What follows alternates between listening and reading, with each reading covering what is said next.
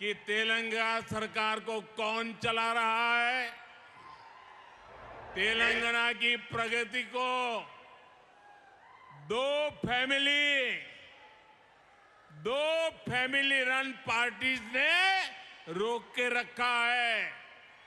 इन दोनों ही family run parties की पहचान करप्शन और कमीशन से है। अस्सलाम वालेकुम वरहमतुल्लाहि वबरकातुहू। नाज़रीन, इस्तकबाल है आपका हमारे चैनल अल इस्लामिक ट्यूब पर। एक तरफ तो असदुद्दीन ओवैसी साहब के मुखालिफिन उन पर ये इल्ज़ाम लगाते नहीं थकते कि ओवैसी बीजेपी की बी टीम है, वो मोदी से मिले हुए हैं और मोदी को बीजेपी को जिताने की अंदर से साजिश रच कर कोशिशें करते हैं।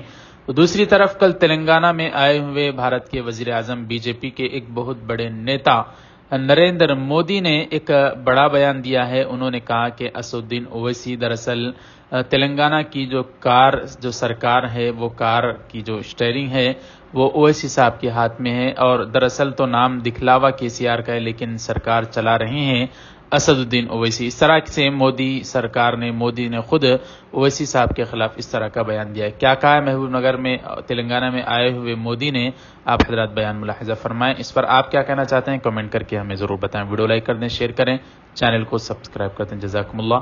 अस्सलामु अलैकुम वरहमतुल्लाहि वबरकातुहू। तेलंगाना सरकार कार की है, लेकिन उस कार का स्टीयरिंग किसी और के पास है। आप भी जानते हैं कि तेलंगाना सरकार को कौन चला रहा है। तेलंगाना की प्रगति को दो फैमिली रन पार्टीज ने रोक के रखा है। इन दोनों ही फैमिली रन पार्टीज की पहचान करप्शन और कमीशन से है। इस दोनों पार्टियों का एक ही फॉर्मूला है, party of the family, by the family and for the family. ये लोग प्रजातंत्र को परिवार तंत्र बना रहे हैं। ये एक पॉलिटिकल पार्टी को प्राइवेट लिमिटेड कंपनी बनाकर चलाते हैं।